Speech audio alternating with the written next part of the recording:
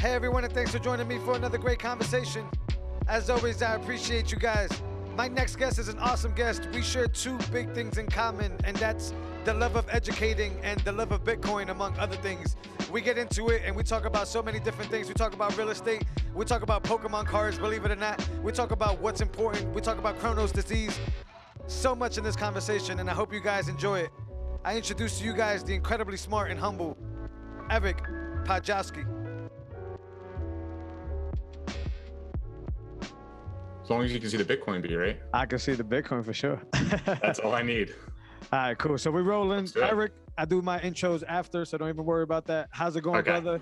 So glad we could finally meet, not face to face, but the next best thing. And thanks for coming on the podcast, man. Appreciate it. Yeah, man. Super excited to be here. This is awesome. Cool, man. Before we get into all the great stuff that we're about to get into, because like I just told you, I think everything that you told me here that we must cover, I'm super interested in. Why don't you let my listeners know a little bit about yourself, man? What you got going on? Sure. Yeah. I just turned 25 years old and right now living in Baltimore, Maryland.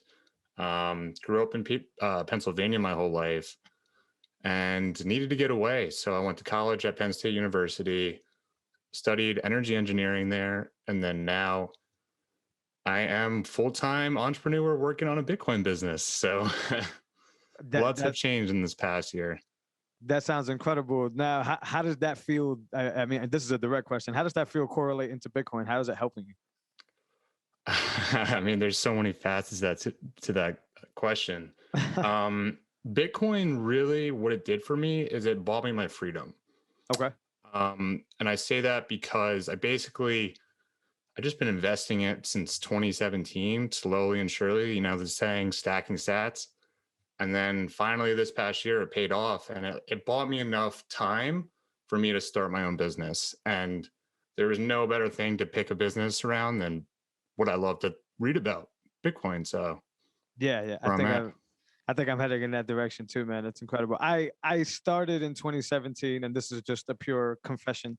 I started in 2017, but I was treating it like it was a stock. And as soon as I saw it plummet, I bailed out. I got completely out of there. Now, I came back of October of last year, 2020, which is right before that big run, which I'm thankful for. But this time around, I actually went in trying to know what Bitcoin was, right? And understand the technology. And I happened to bump into, I'm sure you follow them, the great Twitter community that's out there for Bitcoin. It happened to correlate where I bumped right into that community, the Breed Loves of the world, the Michael Saylors, of course, and that philosophy part of Bitcoin really wrapped me up. And now I'm happy to be here, like you stacking sats and like I haven't got the freedom yet. I still work my 9 to 5. Yeah. But just listening to what you just experienced just gives me more hope for what's about to come for me, man. So super excited. Right. Yeah. We're still so early too. So it's like it's only a matter of time before you could really tackle whatever you're doing, whatever you want to do full time. So a similar situation with me. Like I said, I got back in 2017 and around that time I was maybe like 20, 21 years old. I never really did stock investing or any of that stuff. Like I didn't really have a grasp of that. But this is during like the 2017 bull run. So I saw like a news article or something. It just got like piqued my interest. And I was like, what is this stuff? So reading and learning led to me finally buying some myself. And then from there, I just saw the number go up and up and up. And I was like, oh, okay, cool. I made some money doing this. Yeah. And then, so I guess throughout 2017 to 2018, that's when I was at Penn State University. And I was dragging along my one friend, Sam. He'd come with me to the blockchain club and the Bitcoin club. And there are these kids there that were they're like computer science majors, like complete nerds. And we were just looking at each other like, what are these kids talking about with blockchain, whatever all this stuff is, hash rate? So, the last couple of years, I was learning about it here and there, still investing, not a ton of money, but, still had some exposure. And then I'd say really when the pandemic happened in March, that's when I really bootstrapped myself and dug into like, what is money? What are banks? Like, what's Bitcoin? What's cryptocurrencies? And then now I'm just full blown. This is my life. So happy to be here. Yeah, it's incredible. I guess I was late to that sense because I got a book that's releasing tomorrow. Not a shameless plug, but the point I bring that up is because while you figured that out in the beginning of the pandemic, I actually derailed. My business went to crap. Hmm. Physically, I went to crap. Health wise, I went to crap. So I was going the opposite direction, and I caught on a little late. But you're right. Yeah. As soon as that explanation of what money really is, which was around October for me, Yeah. actually was a question that I asked myself and I went to pursue the answer for, Bitcoin Yeah. was right there ready to smack me in the face with, hey, Yep. what you're saving for is trash. And I was one of those savers that was always wondering, like, how come I keep putting, pretty much dollar cost averaging into my savings account and ending Hmm. up just barely getting by, right? Like, Yeah, I know. It makes sense that like, hey, if you're putting money away and you're saving money, like you should see a pile grow, and that pile never really grows that much. So like, what's happening here? right, That's right. really the main question I think people need to ask themselves. Yeah, but that's also the biggest friction, I think. So the next question would be is, how do you start breaking this down to people that are so used to savings being the tool, right? Like how have success Yeah, rate with that? Is that really hard? Because for me, it is. People just don't want to get away from the Capital Ones and the 1% interest that they're getting. right. Yeah. Um, I'll put it this way. You ever hear the word paradigm shift? Yes, I It's have. a phrase, paradigm shift, right? And a paradigm shift is something that it's just so game changing and world changing the way you see the world that it'll change you forever once you understand that paradigm shift. Yeah. Right. So I guess for both of us, like we were born into this system where like, yeah, you use cash every day, you get a savings account with the bank, they hook you up, you put money into it, they help you save and all that. But what's happening right now in this digital age, that's all coming to an end. And we're transitioning to this whole new money system, I guess. So when you think of it that way, I think you have to take a step back and think, oh, my whole life I was doing this one thing. This is how I was exchanging goods and buying and selling things. Now that's changing. And I think a lot of people are not willing to accept that change. Right. And whether it be Bitcoin or any other of the coins, whatever, all I could say is this new system's here to stay. I don't know what exactly that coin's going to be or whatever that currency is going to be, but this is a whole different landscape. So I think that's been my first step in trying to describe what Bitcoin is to people, and like the next thing I think really to think about is what you were touching on before. It's what's up with my savings account. Like, Yeah. why, even if I have $1,000 in my savings account, I get like 1 penny in interest like a month. Literally. Yeah. Yeah, and every time I see that, I just laugh to myself. I was like, "Are you kidding me?" Yeah. Yeah. So when you like, for me, I'm a pretty young guy. Like I'm 25 years old, but when I talk to my parents who are much older, they're like, "It used to not be that way. It's like a savings account. You used to be able to put money in it, and then it would grow. There was an Yeah. incentive for you to save money."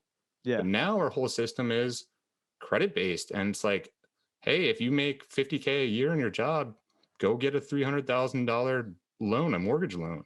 Like that's Right. all just like a credit system that's slowly falling apart. So that's Literally. that's the next part I try to go with people, and then I did go, like more down the rabbit hole. But I think those are the two fundamental things to bring up to someone that has no idea what Bitcoin is. Yeah. Yeah, I try to go from the aspect that me and you briefly talked about in the DMs about the Spanish community and Hmm. just education in general. And to me, what's been successful for me, if I were to say, is explaining what an asset is. Okay.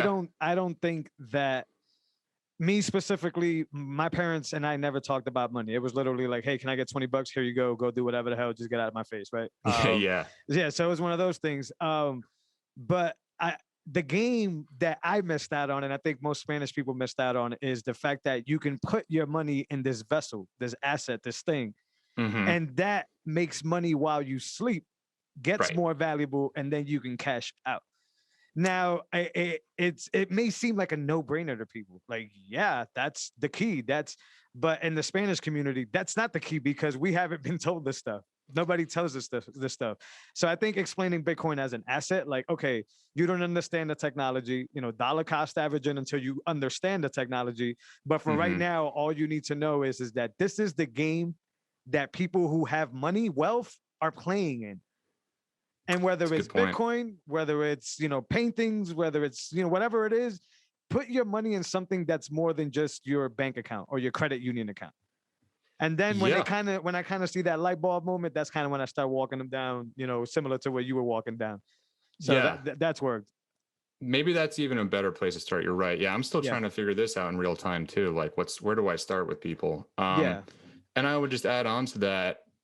My brother gave me a book when I was about a freshman in high school. It's called Rich Dad, Poor Dad by Robert Kiyosaki. And Classic. that book basically explains why rich people are rich and poor people are poor. Right. Once you understand assets and understand liabilities and how one hurts you and how one helps you, then you're unstoppable. So if anyone's interested in learning more about just the foundations of investing, just pick up that book and read it. It's not that long. It'll take you a couple days to read. Yeah, it's definitely a classic. I picked it up. Unfortunately for me, I just wasn't. I didn't use the information to my disposal. So yeah, but now that I know what I know, yeah, you're right. That book actually does cover it very well. And this doesn't necessarily need to be a racial thing, by the way. I just kind of think that when you're low income, you're low poverty, that asset financial education situation just first of all, it's not presented to you because your parents are not doing it most likely. And it's hard. You would have to be like Bill Gates with the only computer and like 150 square miles or whatever, be that lucky guy to get financial information. But the reason I seem so wild away by the asset thing is because I've told this to a few people that know about assets and are actually investing. And they just look at me like I showed up late to the game. And I mean, people are all different stages in their lives. And it really comes down to like, who's your mentor in life? Who's teaching you like how to do things right and how to do things wrong? Right. And unfortunately, maybe it'd be your parents. Like my parents were like that too. They're not the biggest investors. Like they taught me really great things about life, but they didn't have that the background of investing and like, okay, this is how you build wealth. So fortunately, I had some other people in my life that showed me the way and got me started on the journey, kind of like laid that foundation for me. And then now my curiosity just took me somewhere else. So like even just somewhere like this podcast, if I could just help one person to help realize that, like, doesn't matter where you came from, just learn, start learning. Yeah. And if you want good resources, like just reach out to me and I'll hook you up. Yeah, well, I think that's the landscape now, right? I mean, this is like they can be at work listening to this podcast. They can be now. Go back to when you and I were much younger, and it's probably a long shot that they were going to get this conversation or hear this value, or not be charged for this value, right? There's a lot of charlatans out there.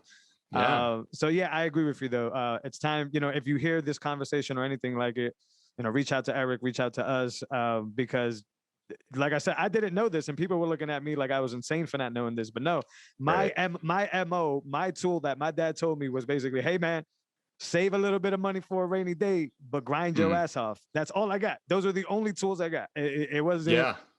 It wasn't like, hey, put it in this. I didn't know about deflationary assets, right? Like I was the guy that came from the projects where, you would have like the Honda Civic with the big EVs in the back and you were trying to blow out the system. Just spending money in the stupidest of fashions. I think that's just what they told us to do. It was just live it, get it and live it. Right. And I don't even think that's necessarily stupid. Like I think money is a tool. Like you can use it to have fun. Like I just came back from Miami literally last night and I use money as a tool to have fun. Like I got a plane flight there and I had a hotel and had a really good time. But you have to like be conscious of what you're spending money on and make those decisions. Do I really need this? Right. So that's another key tip I would say I learned throughout the years. Delay gratification, that one of those things. Balance it out. So you are involved in two of my favorite things, education and Bitcoin. Right? Yes. So you mash them together. This is what your business is. Let's talk about your business. Sure. Yeah. I guess let me rewind for a second. So after I graduated from college in 2018, I went and got a civil engineering job designing gas pipelines in Baltimore and Washington, D.C. Nice. Wow. it was cool. It was fun and all that stuff, but I knew I wanted a little something more. So on the side, like I tried starting a real estate business. My brother and I tried starting like a kid's YouTube channel for his kids.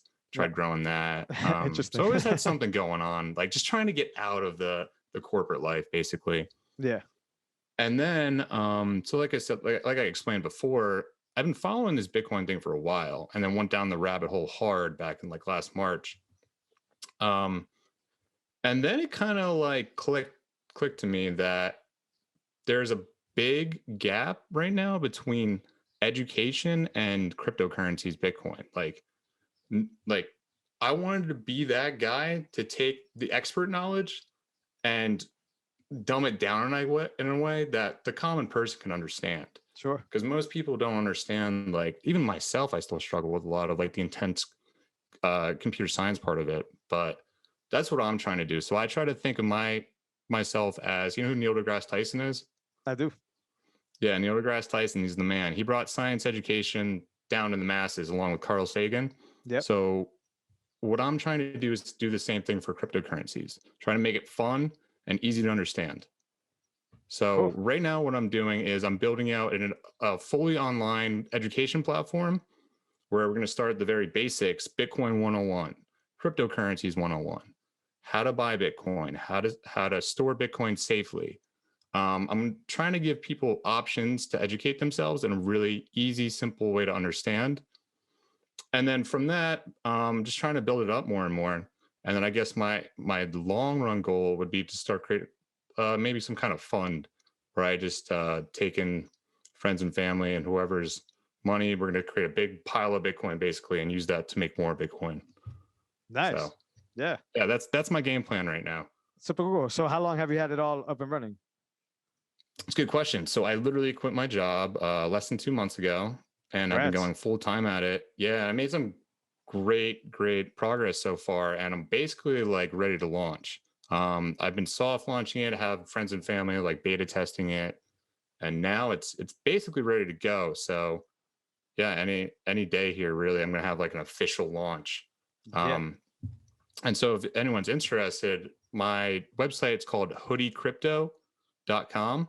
That's HOODIECRYPTO.com. That's where you can find the education. I write a daily newsletter and all that stuff. And then next, I also just locked in the bitcoinedu.com. Nice. So I'm kind of rebranding it. So like anyone that's like 30 years and younger, it's going to be Hoodie Crypto, a little more like, I guess, for that demographic, you know. Anyone of like 30 years or older, it's going to be a little more formal, professional Bitcoin EDU, Bitcoin education. That's super dope, man. Yeah, I'm looking forward to launching Bitcoin EDU soon too, as well. Yeah, that's really cool. And that you lock down that domain name is super powerful. You have no idea how much time I put into that. Yeah. And I'm subscribed to the newsletters. Listeners, if you guys go check out that newsletter, it's really good, filled with info for sure. I want to go back because I'm near this myself, and I can't let you go on without bringing it back up. So yeah, let's do it. You just quit your job. Yep. I am there. Like I show up to work every day with this feeling of I need to get the hell out of here. So how did it go, man? How was the feeling? The days leading up to it? Did you do the whole 6 months expenses thing? How did it go, man? How'd you go about it? Yeah, that's a good question. So I guess the very first thing I did that I've been doing for years is I calculate my monthly expenses. And what I've been doing over the years is trying to lower my monthly expenses. So when I moved to Baltimore, you know, I was paying like $900 a month in rent. And I did that for my first 2 years here. And I was like, that's a very big monthly expense. And I need to cut that down. So the first thing I decided to do is buy a house here. So I bought a house and then have my girlfriend lives with me. So we split a room together. And then we have her best friend here and another girl, and they're helping pay off the mortgage basically. So now I live for free. So that's $900 a month that I'm saving. So think about that in terms of hours. Like, it's just there's so much time and money saved. So what I did is I looked at my monthly expenses, like look at your credit card reports and all that, your statements, just figure out what you can cut out, try to minimize that. and I cut mine down to less than like $1,500 a month. Nice. I'm really like, if I want to be like really cheap about things, I can get it down to like 1,100-1,200 bucks a month. Yeah. And when you think about that, now all I need is like maybe $15,000 a year to like just live. Yeah, right. And I know like for a lot of people that does sound hard, but you can get to a place where if you build up enough money, then you can eventually make that leap and say, so that's basically what I did. I cut my expenses all the way down and I figured out, okay, I have enough money saved up for a good amount, like 6 months to a year, that I can do whatever I want, live super cheap. And then once that clicked for me and I was like, it's now or never, I did it. And I don't want to say that was easy because I worked at my job for the last 2.5 years. Right. And I had butterflies in my stomach and all that. Like, I didn't want to leave that place. But at the same time, I knew there was something better on the other side. So I remember just waking up one morning and just said, you know what? I'm not logging into work today. Nice. That's a beautiful feeling. I can't wait. Yeah, man. And I don't want to underestimate how challenging that was. Yeah. It was very psychologically challenging to finally say, I'm just not doing it today. Well, yeah, that's what I want to get into now. Before we get into it, the mental fortitude, but I just want to give you a rundown of where I'm at. Sure. I'm one of the guys that got stuck behind having these mandatory things to pay, right? So now I have a mortgage and it's, it's about $1,400. I got 4 kids. So we're increasing that price hike up, right? And so it's like, it doesn't mean that, the touchdown or the goal is far away from leaving my 9 to 5, but now I have to be that much more calculated, right? So I have the 5 or the 6 months, but now my philosophy is as well, Bitcoin is on a hot streak. Now is the time to be able to push as much currency as I can into it to catch that wave, right? Yep. So what I'm thinking is I'm gonna just, stick this 9 to 5 hours as long as I can, so I don't slow down my investing. Yeah, no, I think that's a very strategy. Noble thing to do. Exactly. And I was contemplating that as well. I was like, it's either I can just keep working my job and just keep investing into Bitcoin and other assets, or I can go full time and do it. Yeah. Because I want to bring this point up too, which my brother taught me. It's this concept of brain power. So to me, that concept meant 40 hours per week, I was learning about gas pipeline engineering. And honestly, I didn't really care that much about it. Right. Like as a job. So 40 hours a week, that's 40 hours of brain power I'm dedicating to that. And then plus just think about that when you're laying in bed at night, like you're thinking about work and stuff. So probably more than 40 hours per week you're spending on this thing. And so the way I put it in my brain was, okay, what if I took that 40 hours and put it into something, was this one thing I want to do, which is Bitcoin, basically Bitcoin education. And I do 120 hours per week brain power into that. Yeah. And since I did that, man, you can just see things take off. Right. Trying to do something part-time compared to trying to do something full-time and putting your entire life into something, that's when the magic happens. I got to free up that time. I keep using sort of like Michael Saylor keeps using the melting ice cube for your savings account example. That's how I feel at my job, man. I'm like, I can complete this 8-hour job in 2 hours tops, right? Because it requires very little skill. And I could do it pretty much blindfolded. And now that's how I was. Now I have to sit here for the next 6 hours or so and just melt away like an ice cube, man. It's killing me. Yeah. Yeah, it takes time to like build that up. I would say it took me years to finally realize that. Yeah. So once you get to that point and you're like, there's got to be more to life. I want something challenging in life. I want to challenge myself and be excited what I do every day. Yeah. And it may come up. Go ahead. I'm sorry, man. I just want to add it. I'm 25 years old. I don't have kids. Yeah. I barely have any debt to my name. Thank the Lord, because my dad worked his ass off to make sure I didn't have a bunch of college debt like some of my friends. So I had a lot of things given to me in a way, but I also worked really hard for what I had. So you have responsibilities in life and you have to weigh that as a factor. Like for you, I think with your kids and all that, it's definitely way harder to make that leap. Yeah. So just want to consider that too before you make any crazy decisions overnight like I Yeah, did. definitely. No, yeah. And I have a very humble and loyal wife that makes sure I don't jump off the cliff. Oh yeah, that's what you need, man. Yeah. So, You need the girl. but that's what I was gonna say. It may sound like a cop out, but having the kids there as a factor just makes the decision that much more tightrope. I understand. Yeah. But definitely getting there, like you said, definitely have the mentality to say enough is enough. Now, thanks to Bitcoin and what we're seeing, have the vessel to get there faster, if that makes any sense, to store that time. But it's one of those things where, and I didn't let you know this, but before I had my derail moment last year, I actually had a digital marketing company and I was making really good money part-time. So, cool. So like you, I was kind of like, what happens if I take this full-time? Right. But I derailed last year and completely lost all my clients and everything. And now I'm in the process of like doing websites again like that and like getting my way back up there. As I reteach myself, the newer things of marketing and Facebook ads and all that. But yeah, man, once you get to that point with, like, I agree with you. I'm already at that where like, where can I get the opportunity anywhere to get the hell out of this place? Right. Yeah. And it takes that one day where you're just like, it's now or never. Yeah. No, I'll get there. And if I remember, I'll shoot you a text message. Yeah, man. I hope you do. Please do. Yeah. So let's talk about Pokemon cards, man. Yeah, let's do it. I love Pokemon with all my heart. Yeah, all right. I can't say all my heart, but I'm with you up to the first 151 Pokemon. Okay, yeah. I have kids. They love Pokemon. I have no idea where they're at right now. I don't know what's happening. I don't. Honestly, me neither. No, I'm up to like maybe the first like 350 or so. I forget exactly how much. And then I lost track after that. I was like, this is getting ridiculous. There was like a Pokemon made out for like a chandelier and stuff. And I was like, you guys just lost your creativity. Yeah. So what got you into Pokemon cards? Is just your age? You just came across it? Yeah, man. So like I said, I'm 25 and I think Pokemon came out, like the TV show and all that, sometime around the like mid 90s. So right when I was born, like that was emerging. So I grew up with it, like all the Game Boy games and all that. And I collected all the cards and the whole 9 yards of Pokemon.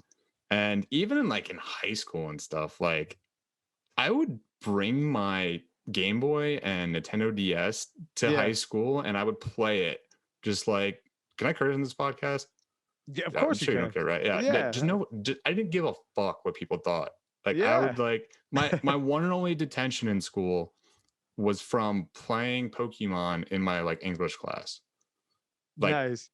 That's how committed I was to this shit. I just loved it. So go ahead. No, I'm a little bit older, so I'm 34. So I actually was like when it was red versus blue, I was around for that time, right? So I chose blue. Blue was my one to go with or whatever. And like you, I just went down. I played everything from like the Pokemon Snaps of the world to just anything that could be Pokemon. I was hooked on it. I was hooked on the cards. Never got a Charizard, but had a really nice collection going on or whatever. And then it just kind of went away from me, man. But I still try to keep myself in pulse, but it's insane. But like you, I had an addiction to it. My Game Boy was with me everywhere I went. Right. Sure. Yeah. And then Pokemon Go came out as well. So I was playing that. I remember during my one internship, like when the boss wasn't looking, I'd pull it out and go try to find some Pokemon. So yeah, it's just always been my life. And then I guess more recently, just seeing how much these cards are worth nowadays. That's when I really got back into these last like 6 months or so. Have you? So what's the landscape like? Super hardcore. It's just a hobby. I just like collecting them and try to flip them here and there. I'm about to say, when we talk about assets, these things are assets, no? It's an asset. Yeah. Just think about it. You buy it for one price today and hope in the next 5 years or so, the price goes up and you sell it. So what's the landscape on the Pokemon card communities right now? Is it lucrative? Is it out of control, to be honest? Like NFT out of control or out of control? Yeah. Almost. Like people are paying like the OG Charizard's going for like hundreds of thousands of dollars. And just to think about that, like a tiny piece of cardboard is going for hundreds of thousands of dollars. Blows my mind. It's insane. Yeah. And I guess just the Charizard though, right? The other ones are kind of not. There's not some competing. other ones too as well. Yeah.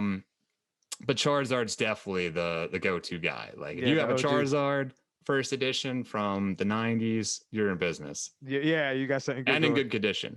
Yeah, Gem Man for sure. Yeah. So what's your favorite Pokemon? It's a good question.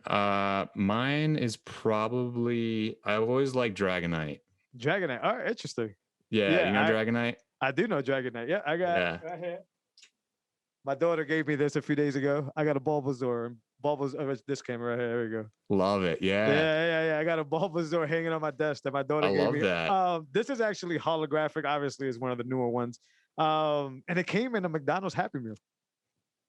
Nice. So, Does it say the year on the bottom there? does it say on the year? Literally this year, 2021 Pokemon. Okay, yeah. Yeah. So that's the key. If you find the ones from the 90s, you're in luck. Oh yeah, I did not think this had any value whatsoever. I actually think they have the Pikachu 25th anniversary here tag on it somewhere. But cool. Bulbasaur is my favorite. She noticed. Hold on to that for another 20 years. Maybe it'll be worth something. Absolutely. It actually says here 1 of 25. So I might have to hold on to this for sure. Do it, man. Do it. Yeah. Never know. And yeah, just to add to that, growing up, I had all these Pokemon cards. And today they're worth like, I'd say my collection was probably like worth today like $100,000. Wow. But what I did was I let my nieces and nephews play with them, and they basically destroyed most of them. Yeah. So when you take a mint condition card or a near mint card and you let little kids play with them, then now they're virtually worthless. Yeah. And it's just such a heartbreaker to me because it's like, wow, I spent all that time collecting that, and now they're worth like nothing. But they love Pokemon too, so I'm glad I can provide that to them. Definitely, yeah. So why Dragonite? Yeah. Why Dragonite? I don't know. Dragonite evolves from Dragonair? Yeah. Okay, cool. It's Dratini, Dragonair, I think, and then Dragonite. Cool. I just always liked the artwork, I think. He was just super cool. He kind of is like a Charizard. Yeah, but he's more a softer one. Yeah, he's a softer one, but he's a dragon type Pokemon, so yeah. I always liked him a lot. That's super dope. Yeah, Nintendo just has a way of just reusing their stuff, but it's epic. It's like lifetime stuff. Like you could be 87 years old and still love Mario, Pokemon. There's only a handful. Yeah, I still got I don't have a Switch or anything right now, but I still keep my eye on anything that's Zelda or Link related, of course. I love that stuff, man. It's great.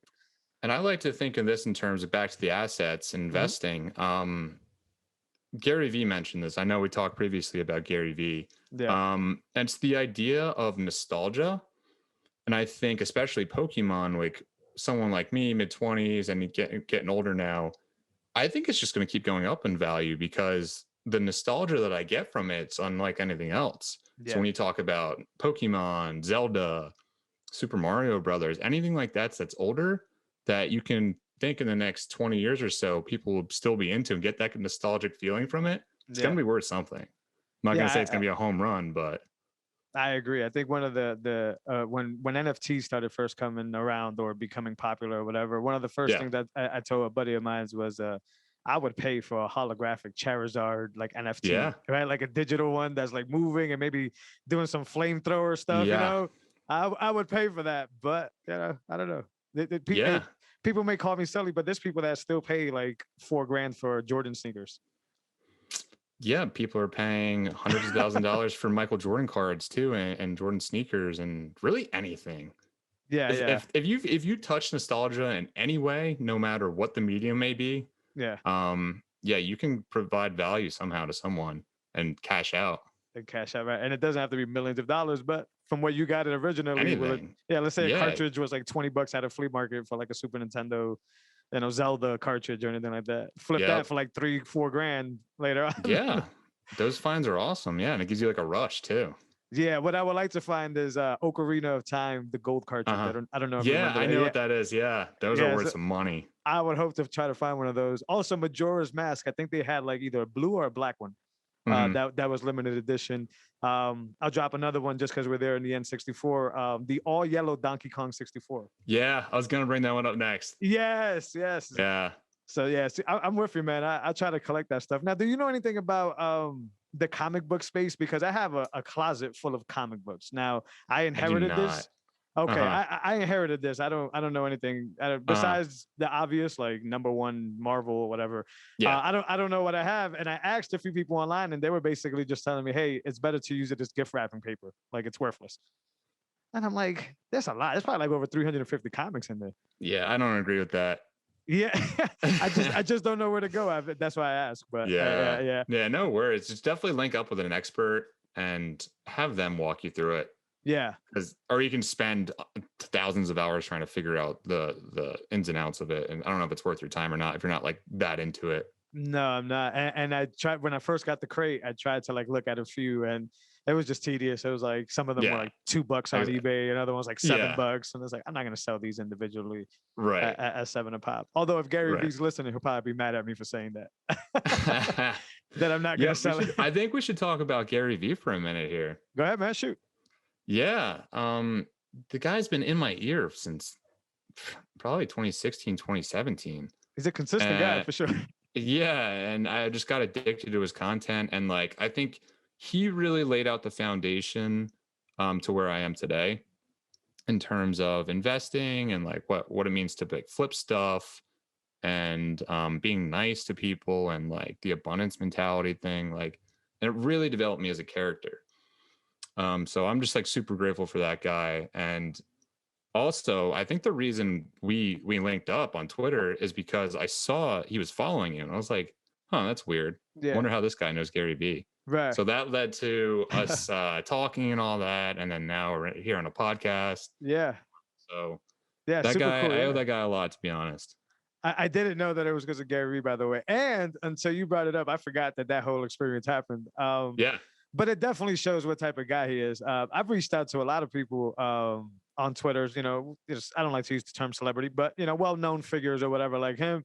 And, you just get ignored. You're just one of the smaller guys. I mean, I'm not going to blame it on them specifically. You maybe get lost in the shuffle, right? I'm sure they get millions of messages. But Gary Vee just happened to say, hey, man, I'm going to not only respond to you, but I'm going to give you a follow. Why the fuck not? Yeah, great guy. And then that tiny little thing he did for you. Yeah. It goes a long way, man. It goes a long way. Just another lesson learned for me, at least. Yeah, shout out to Gary Vee, man. Yeah. We're gonna have to get him in a sit down. So hopefully one day. Yeah. So you're into real estate investment, and I bought my house last year, so I am starting to get into that game. But the further we go down this, orange pill rabbit hole and what's happening, what's your take on real estate going forward? Is it still a smart investment? Is it tied too much to fiat? That's a really good question. So if you look at all the traditional forms of investing, real estate has been the king ever since we had private property rights. Real estate's been the king. So many people made their money, their wealth from real estate. But I think back to that idea of paradigm shift in Bitcoin, I think that landscape's changing. And I love real estate because it's a physical thing. You can touch it, it grows in value and all that. But there's still some downsides to it. Like where I'm at in Baltimore City, Maryland, and just the taxes are ridiculous. So if the government decides to keep raising taxes, then it's like less of a good investment, I guess. That's less money in my pocket. Right. Whereas Bitcoin, it's appreciating so much higher, and all I have to do is like let it sit there, and I don't get taxed at all. Right. Unless I like take it out, sell it, you get capital gains tax and all that. But so right now, I'm on the border of I was planning to buy another house by this time, but I would have had one in possession. And I was like, you know what? Right now, Bitcoin's a better investment. So I put that on hold for now. Still planning on getting more places, building out my portfolio, but Bitcoin's really the number one asset to have right now.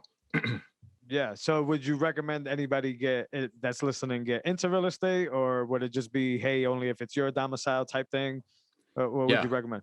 Well, real estate has a bunch of different ways to get into it. Right. I got into it this way, and I built a business around it this way. It's called wholesaling. And the whole idea basically is you try to get a house for cheaper than its market value. And you can do that morally too. I'm not trying to like scam someone out, sell me your house for 50 cents on the dollar. Right.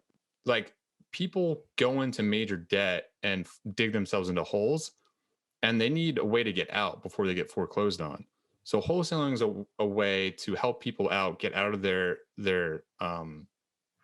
it's more of a liability to them than a house that's just costing way too much. Help them get out of that hole. You buy it from them, and you can go take that contract and sell it to someone else. And you can do that without actually buying the house. You're just like taking a contract and giving it to another investor or whoever. Right. So that's one way. That's how I got into wholesaling. Do that with $0 really. And then what I'm transitioning now to is rental properties, and then trying to do Airbnbs next and all that. So that's over the next couple of years here. That's really what I'll be trying to build as well. That's a smart move. So you're staying away from buying, and obviously you're content with your roommates and not having to pay any mortgage or anything. So you're not trying to actually buy a house to live in. I will. Okay. But for me right now, it's just kind of fun. I like having roommates.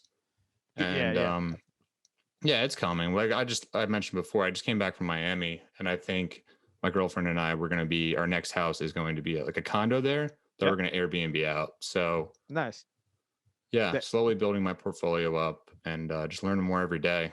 Yeah. So you're not necessarily leaving because of what's happening with the real estate market. You're just playing more careful. Is that exactly. Right. Because I don't want to buy high, sell low.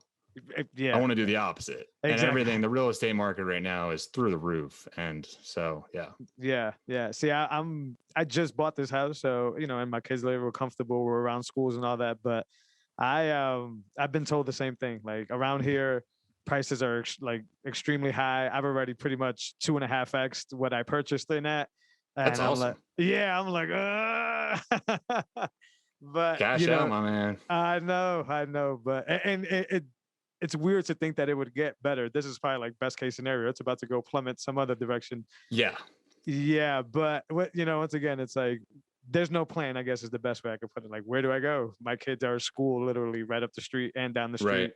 Right. They're young. If I go, I could 2.5x, but there's going to be a lot of resistance in living, right? There's going to be a lot of getting used to. There's no plan right now in place for that. Yeah. And I think for your situation, I think a good move to be look into like getting a duplex, a triplex, or a quadplex, all the way up to 4 units, where like you and your family could live in one giant unit and rent out the rest of them, and then you can basically pay off the mortgage and just live for free. Yeah, that's true. So that's definitely a strategy that works as well. Definitely got to talk about that more on the personal level. We will. Yeah, for sure. So before we get in humans and go into Mars, the Twitter conversation we were having, that's not really correlated to that, but code destroying the world or nukes destroying the world? What's up? Give the listeners where you were at on that. So I guess let me rewind for a second. Elon Musk has always been a very big, idol to me. I've just been following what he's been doing for the past decade almost. So I get a lot of my warning signs from him, and his biggest warning sign right now is the code stuff. It's the thing about AI, artificial intelligence, general intelligence, that stuff. So as threatening as nukes are, and I mean, any day countries can launch nukes at each other and just destroy the earth. I think we're transitioning past that. And I think code, anything to do with computer code and hacking virtual systems, even through like some type of intelligence, that's what's kind of scary. Because if you can hack the computer codes, then you can launch the nukes. Right. So, right. I'm with you on that side. I thought we were on opposing sides, but no, I agree with you 100%. I'm one of the proponents of, these next wars, however many they are going to be, they're not going to require gunpowder. These things are going to be all digital. It's going to be in cyberspace. And it's going to be, it's going to be insane. Now, I've done light coding in my life. I've used to do some Android apps and stuff. That's nowhere near what these guys are doing. But I have an appreciation for the type of magic that you can produce with your fingertips when it comes to coding. Me too. Yeah, I'm not a coder either, and I do admire those people. Yeah. They're able to, magic is the best way, but they're able to literally solve problems with lettered words, just genius people. But I agree. If you can hack the nukes, you're going to launch the nukes. This might be dumb to say, but I don't really think any country is in the best interest to even want to nuke somebody. Yes, no, I think it's more of a threat. I think it's the option to. That's where all the power comes from. I don't think they really want to per se. Yeah, because you lose that whole area in a sense, right? Yeah. Like you're not going to be able to like drop a nuke and then go in there and like grow a society in that area. That area is pretty much exactly. gone. You just removed it from the face of the earth. Yeah, all the radiation for decades to come. Yeah, so I don't see the benefit in that. But yeah, I think all this stuff is scary. I think that's what Bitcoin is enticing to me. I think I was actually reading, oh boy, Bitcoin is Time. I think is a GG article. Yeah, GG, my guy. Yeah, incredible stuff. And being able to delve into what Satoshi was able to solve when it comes to time stamping and when it comes to proof of work and all that. Yeah, these damn coders, man. Yeah, it's incredible. I can barely grasp it still, and I'm glad there's guys like GG and there's some other titans out there, experts that can bring this information down to our level. Yeah, because I'm trying to like hold on to and understand it, and it's still hard for me to. Yeah, I just think it's getting at the reference of the Matrix get old, but they are very relevant. But I think it's just that whole grasping that none of this stuff that we've been believing is actually real. And that's another one of those territories where Bitcoin always seems to prod this, hey, that's not true. You've been believing that, but this isn't true. And that's scary. That's scary for a lot of people. Yeah, and I have an open mind. Yeah, same here. That's what it comes down to. Just have an open mind, be willing to learn, and be curious. I got one for you on Elon Musk. So my brother-in-law, which is my co-host and Talking in Bits or whatever, he labels Elon Musk an alien, right? Because his argument is how can you succeed at everything you put your hands on? Yeah. This guy mastered PayPal, right? Mastered money in a sense that, exchanging. Now he's on to bigger and better things. He mastered the electric car. He's mastered space. Apparently, like how can this guy get it done? I think it's raw intelligence, execution, and luck. Because he, as a kid, if you read the history of like his life, he was always a really brilliant kid. IQ off the charts. And then throughout his life, he just executed in different ways and built businesses like PayPal and Tesla and all that stuff. But there's also a giant portion of luck. Like SpaceX would not be around right now if I think they had like 3 launches, right? When they very first started. And if it wasn't for that, the first 2 launches failed. If it wasn't for, I think, the third one, then the company wouldn't have existed. They would have just went bankrupt, basically. So just take that into consideration too. Like you can do everything right in life. You can be the smartest guy in the world. If you don't have a little bit of luck, it's just not going to work out. And being right place, right time, right? Like right place, right place, right time, right time period as well. That's huge. Yeah. When computers are just starting to take off, like there's so many different facets to it. But I really think those are like the 3 things that make really great, successful people in the world. Sure. I think the only weird thing that I think he's going, considering that he is against AI and coding and those things, is the Neuralink. Yeah. I'm excited about Neuralink. Obviously, I would want people that can't, physically walk or physically move, be able to do these things again. But for the same reason he's afraid of AI, which is code, it's the same exact reason that I'm a little worried about having this device that can be, it needs to broadcast, that could be manipulated inside of somebody's head. I think that's really, really scary. And when we talk about, we know about, basically not having any ownership or no governance in Bitcoin, right? You don't want a company to have the power to be in people's heads all the time. No? I agree. But what are we going to do? You can try to fight it all you want, but I think your time's more well spent trying to do other things in the world. Like he's going to do what he's going to do, regardless of what you think. Right. And I think it's good you bring this up as a warning. And I think he, like Elon himself, realizes the potential it has on either making human civilization prosper or putting us in the dirt.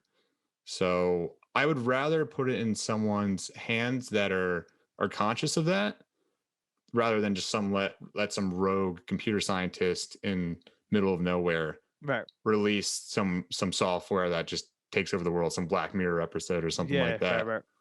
Yeah. I'm excited for it, just worried about it. It's just one step closer to like that cyberpunk world, right? Where we'll be replacing our eyeballs with more powerful eyeballs and things like that. I know that sounds weird, but that's the type of future I kind of see, right? Yeah, I see the same thing happening basically. Like think about it now. We spend our entire days in our phones and our laptops. So we Right. basically are a computer. So now instead of looking at a phone in front of you all day, it's just going to be directly in your brain. Right. That's And I insane. mean, I Yeah. don't know. I'm not the one to say whether or not that's a good thing, but it's definitely going to make our civilization progress if we can figure out now how to kill ourselves doing it. For sure. So does Yeah. Elon get us to Mars? He's the only man that's doing it right now. Yeah, in our lifetime. Yeah. Yeah. And like, that's what I love about it. Cause at least for me, I'm a huge fan of space and rocketry and all that. Um, and he's the only one doing it, and he gives me something to look forward to. Like Yeah. I try to watch every single SpaceX launch they do, the live ones, and they get better and better each year. So yeah, it excites me. And then just think about this: in the next 5 years, 10 years, we're gonna have our first human baby born on another planet. They're gonna be a little Martian. So when you That's bring incredible. aliens into the question, like, yeah, I think probably aliens are real. We're gonna make it real, even if they're not real right now. Yeah, yeah. That's I've never thought about that. That's interesting actually. Yeah. Well, I think aliens exist for what most people probably think, which is probability. Like it can't just be us, that whole thing. But I do, this is a fun fact. As a kid in the third grade, I was actually invited as a third grader to go to a kindergarten class and talk solar system because I was super Yeah. into the solar system and space. Not so much as an adult, but I do have a history for it. I'm sure you'll appreciate this. Interstellar is probably one of my favorite movies of all time. Same. Uh, yeah, yeah. Christopher Nolan. Shout out to Christopher Nolan. But yeah, I think he gets us there. I don't know the timetable. If I were to guess, maybe when I'm an old dude. Like I don't know if it'll be any time where I could, take advantage of that. But what do you think? Sooner rather than later? Later? Yeah, I mean, it's only a matter of time, Yeah, yeah. but I think he will for sure. I just don't know if I'm going to be able to be hip enough to enjoy that. we'll see. We'll see. Yeah, yeah, we'll definitely see. So, I this stuck out to me. Crohn's God, disease. what was that? Crohn's disease. You wanted to bring that Crohn's up. disease. Yeah, are you familiar with Crohn's disease at all? I've heard about it, but I'm not versed. Hit me. Okay, so this is the good part of the story. Yeah. So in January 2020, right before the pandemic started, um, I wasn't able to go to the bathroom for like a good month.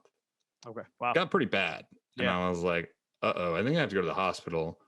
So then I went to the hospital, had to get emergency surgery.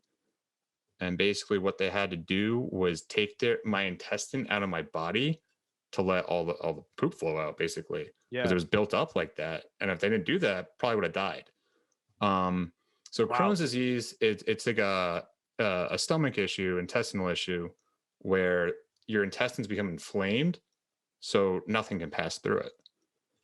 Wow. And so basically what happened was that happened in January, and then like a month or so later the pandemic happened. I think I was in the hospital when like the pandemic like first started happening, like very late January. Yeah. And then so yeah, crazy stuff, man. I have this wicked scar on my Yeah. stomach now. And then the next couple months after that I had to go back for another like pretty big surgery to like tie everything back up and cut out the bad pieces. So while all this was happening, I had I got a good month off from work. And that's where it really started. Like I had time to research what is money and this Bitcoin stuff. Yeah. So I mean, I'm not gonna front here. It was a very hard time for me.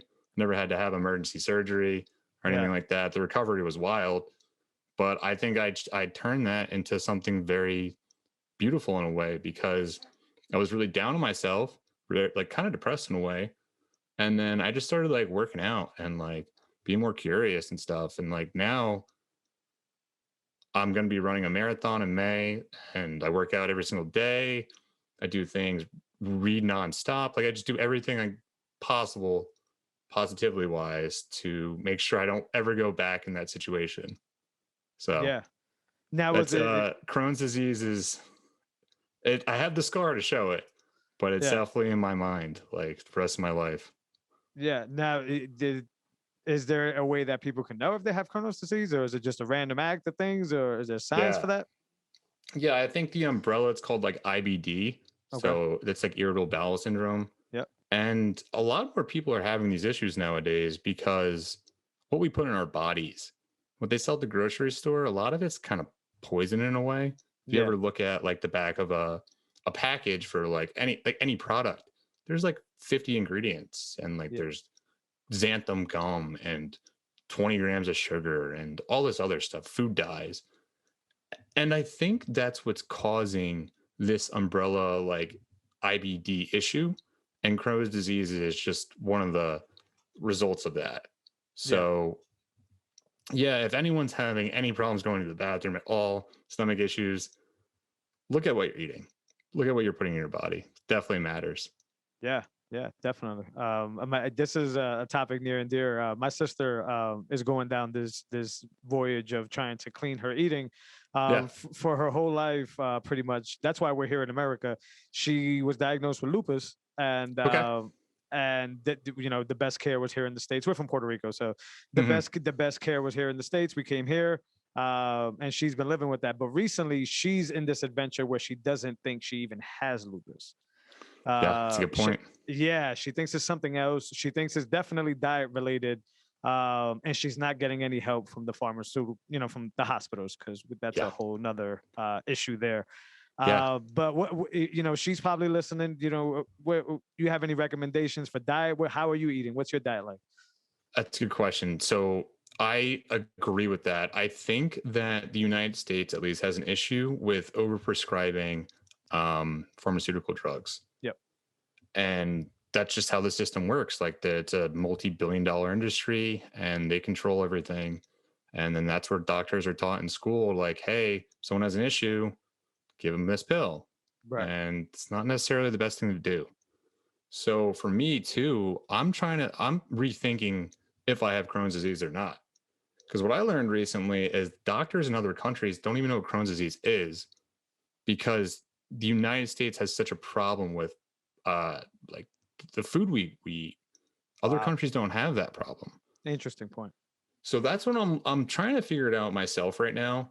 So I can't really say if I do officially have it or not. The doctors they say I do, Yeah. but I'll tell you what, man, ever since I really started paying attention to what I put in my body, it's been life has been amazing Yeah. in the sense of being healthy. So what I do, and this is through trial and error too, everyone's different. Hmm. If you really want to change how you approach food in your diet, then just start taking a food log every day. Like, what am I putting in my body? How did I feel today? And that's a really good way to start. And then where I'm at right now is basically a paleo diet. Okay. So when I was doing it without even realizing it, I didn't even know what paleo was. Yeah. And the whole idea behind paleo is don't eat anything that's processed. And so just try to eat all non-processed foods and just try to eat things that our ancestors ate while they're hunter-gatherers. So if you think about it, what's that? Meat, like fish, red meat. Um, and then there's like nuts. You find nuts in the ground. So I really like eating like almonds, peanut Yeah. butter, all that stuff. And yes, and then veggies too. Okay. So any kind of veggies. Just think about it. Like if our ancestors were walking around the woods, what would they be eating? They're Yeah. not going to eat Doritos. Right.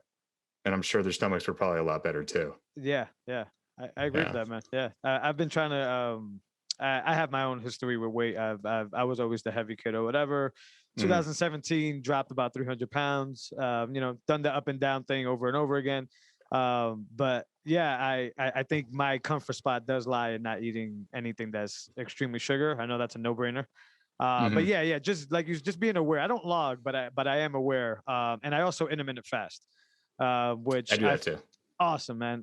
Yeah, I do 10 to 6, the you know, 10 and 10 to 6, which is a 18-hour fast, 16-hour fast.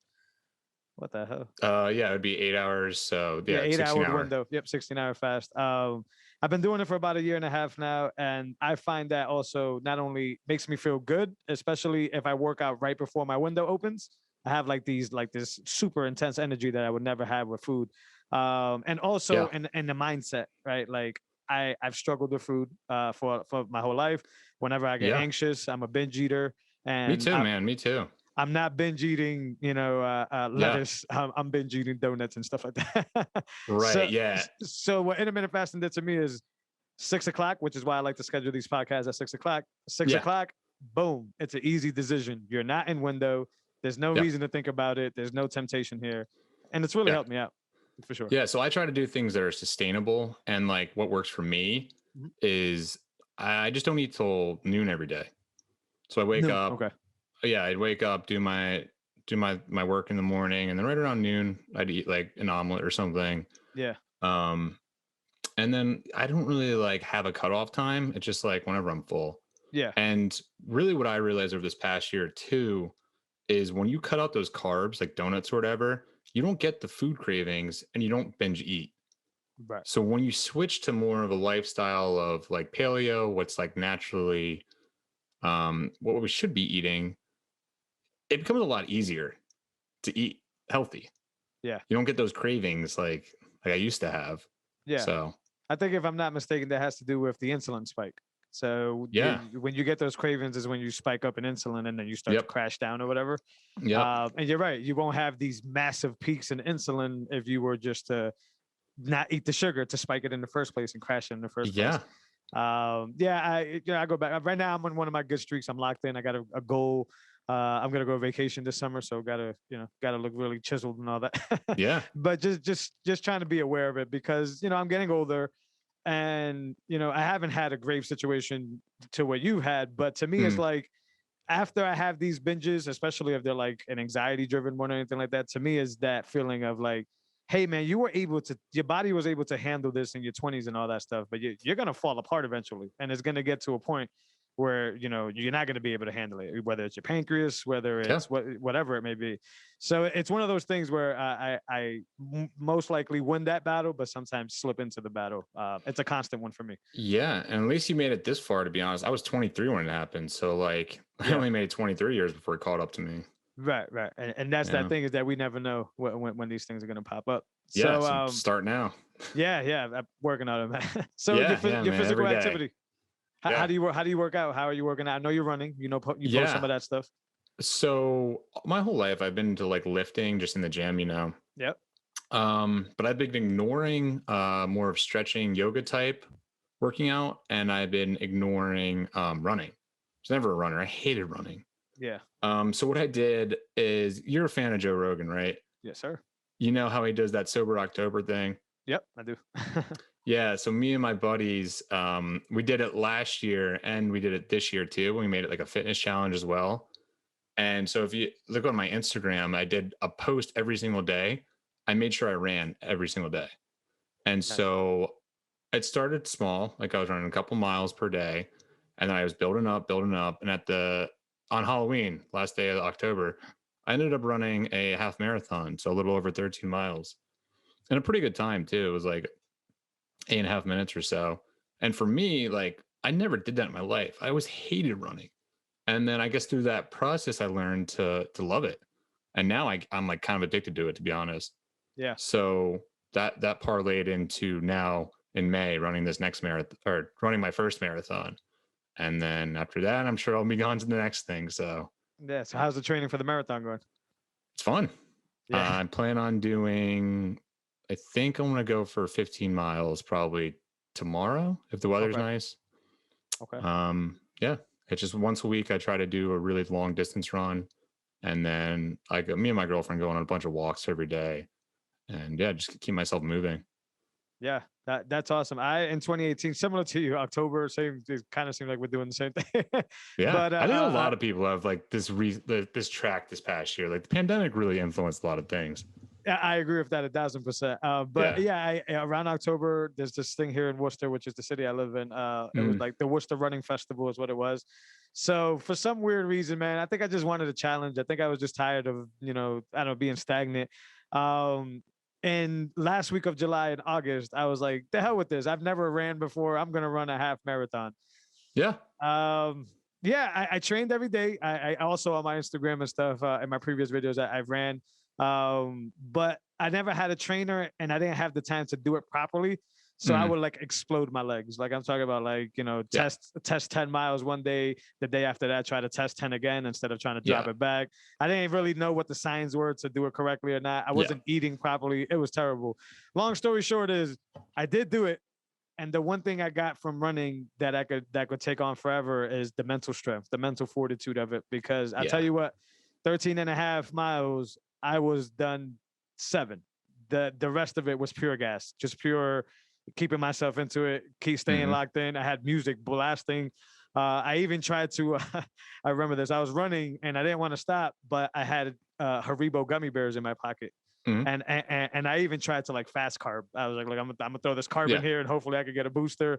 Yeah. Somehow, some way I finished. I think I messed up my knee for life, but the respect I have for runners is the mental fortitude it takes. It's the mental. It's 100% the mental. Sure. And that's why I'm doing it. Like the fitness part's cool and everything. I like being like on the thinner side and all that, but I'm just strengthening my mind, I guess you can put it. For sure. So that's just one aspect of the way I try to strengthen my mind more every day. Yeah. Do you listen to books? Do you listen to music? Nothing? Yeah. I'm a huge podcast guy. So most of the time, I'd say 90% of the time when I have headphones in my ear, it's a podcast. When I'm running, it's a podcast. When I'm driving, it's a podcast. I love just taking in information. So I think I told you, my run I went on last week, I did like 13 miles and I just played one of your recent podcasts and I played one of your Talking in Bits podcasts too, back to back. Nice, because it puts you in a whole different realm and I really enjoyed it too. So super cool, man. Yeah. I'm the music type. Sometimes when I'm like, I gotta give up a bit, a little bitch, that right beat will come on, right? Or that right bass. What's your go-to music for working out? I have a mix. It's really hip hop based, but me too. I have an embarrassingly high amount of R&B in there. Okay, cool. I'm not a huge R&B guy, but I really like hip hop, rap, and I really like I don't even know how to describe it, like house music. Okay. Yeah, loud beats. Up tempo stuff. Yeah. I listen to a lot of lately Griselda stuff, right? Like Benny the Butcher, stuff like that. I'm really into that stuff. And some of my old stuff, Jay-Z stuff, things like that. Yep. But the R&B has surprisingly has been one of those things that just keeps coming back. But I'm not even running anymore. I don't run very often. My treadmill broke that I had down here. But what I have been into is kettlebell workouts. Okay. And I started that last July.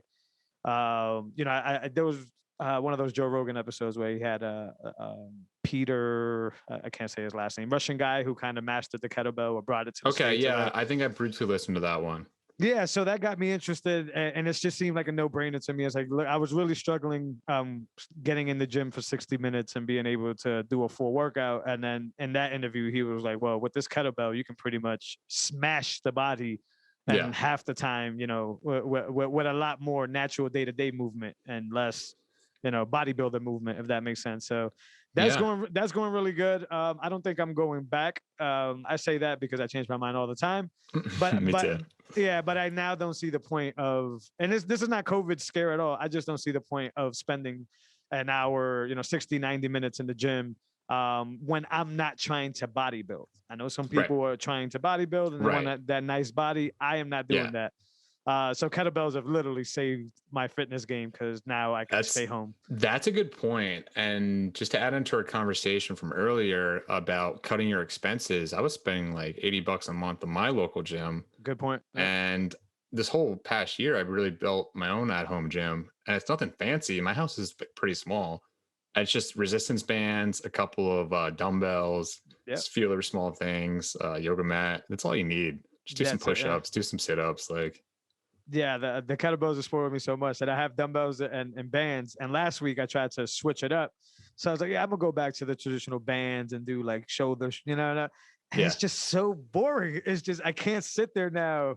Yeah. I don't know how I did it before, but like, I have a program from Jim Stepani. I don't know who Jim Stepani is, but he has a lifter, right? I think he's a bodybuilder. That's bodybuilder, that's for life. Yeah, he has like a supplement line that I'm really fond of. Highly recommended stuff. But yeah, I have his app, and he has these these days where he goes high rep range, like 20, 25 to 30 rep range or whatever. Yep. I just can't, man. Something about sitting there and counting to 30. And then switching and counting to 30, it's like, nah, let me get this kettlebell out and fuck some shit up, you know? I like that. And I saw something recently. A Bitcoiner tweeted this out. He was like, I don't ever count my reps at the gym, anything. That's a And good it's a point. good way. If you could put that mental switch on where Yeah. like, I'm not here just to get through the workout. I'm here to like crush it and really put my body to the work. And then like, once you get that unlocked, man, you're unstoppable. Yeah, So that's what I'm like. I'm basically there now. that's a really solid point. I didn't think about it that way. I think the only argument just to have one, which is Yeah. not necessary, would be how would you know what weight to go at if you're not counting your reps, right? Like when do you know when to shift your weight up or shift your weight down? You listen to your body. Good point. Yeah, and I do. I mean, it depends on if you want to get super professional about it. Yeah, hire a trainer or something. Like have them show you. But like, I'm just trying to be a healthy guy. Like I don't need to. And I do see the like benefit in just going until you burn, right? Like that's man, the body. That's the body saying, hey. One of the biggest things I learned this past year: just listen to your body. Yeah, your body tells you something up if something's wrong. So. Yeah, that's awesome. Now, for the listeners, this whole conversation, I've seen you overcome mental hurdle after mental hurdle after mental hurdle. What would you recommend or any advice to the people that keep tripping themselves up, right? That shy away from everything or just scared to continue to push forward? Yeah, that's a really good question. Just start learning more about yourself. What makes you happy? What makes you sad? And lean towards those things that make you happy. Because the more time you spend on doing those happy things, I think the easier life gets and it builds upon itself. So start really small. And then after that, add something else into there and add something else and then snowballs. And then just like my journey, I was basically at ground zero. I had 2 major surgeries. I couldn't walk. So you know what I did? Me and my girlfriend started walking a couple 100 feet per day. And then I started walking a mile per day. And then I started jogging a mile. And then I started that October fitness challenge, a couple miles. And then, it just snowballs. And now I'm up to 13 or so miles. Like it takes time. You have to be patient and just start at level 1 and build up from that. Yeah, I love that advice, man. That's awesome. Keep chopping wood, I guess. You just got to keep chopping wood. Yeah, and don't get derailed. So I know you told us a little bit about where Crypto Hoodie's heading, but what's the goal for this year? Hoodie Crypto. I'm sorry. It's all good, man. What's the goal for this year? By the end of the year, do you have any certain amount of people on board? That's a good question. Yeah. I think my main goal is just get the education out. Okay. And so however that's accomplished, I'm not sure yet. I'm just kind of throwing things at the wall and seeing what sticks. And at the end of the year, it could be completely different. I don't know. We could be having this next conversation in a year and be like, oh yeah, all this stuff didn't work out, but it worked out. Something completely irrelevant I didn't even consider at the time. So it's really hard for me, but I guess right now, all I'm trying to do is just get people to take the education in, learn about Bitcoin and cryptocurrencies and all that stuff, be curious, and just start buying some and holding on to it. Like this is your savings account, the modern day savings account that works. Yeah. Just get out of the system we're in with the banks. They're not your friend. Yeah. So that's my goal. Just get the education out. Yeah, and I'm a huge proponent that this is life-changing in so many different arenas, this information. So please give them the URL one more time because I want them to have this information. Sure. Yeah, it's hoodiecrypto.com, HOODIECRYPTO.com. And I will also be launching a more formal version of the education. It's called bitcoinedu.com. That's bitcoinedu.com. Right. So you can find basically all the links there, my newsletter. You can find a bunch of different stuff. So all good resources you can use. And I'll add them to the show notes, but where could they follow you on social media to get this information as it drops? Sure. A lot of my personal pages are my nickname's Epod. So at Epod Rules, that's EPODRULZ. And just I'm on Twitter, Instagram, I'm on all the major, social media sites. So shoot me a message and I would love to talk. And any way I could help, I would love to help you. Cool. Eric, this was phenomenal, man. It's such a pleasure to finally, see you and get to know you better. I'm sure Likewise. This isn't going to be the last time you and I talk. Super excited you did this. Super excited for what you got going on because, like I said earlier, Bitcoin and education are two of my favorite things right now. And it's changing my life, and I'm sure it can change so many other people's life. Thank you so much, man. I appreciate you. Thank you so much, man. I'm looking forward to talking again soon. All right, brother. Talk soon. All right, brother. See ya. Hey everyone, thanks for joining me for another great conversation. That was incredible to say the least. Me and Eric had so many things in common, but the part that struck me most among many other parts was, the fact that things can happen in the blink of an eye. Things can change, your health can change, life can change. So it's important to be educated, it's important to be humbled, and it's important to keep pushing forward regardless. And I appreciate Eric for that. As always, guys, please rate, share, and subscribe so I can continue to have the conversations I love to have, and you can continue to get the conversations that you love to listen to. As always, guys, take care. Later.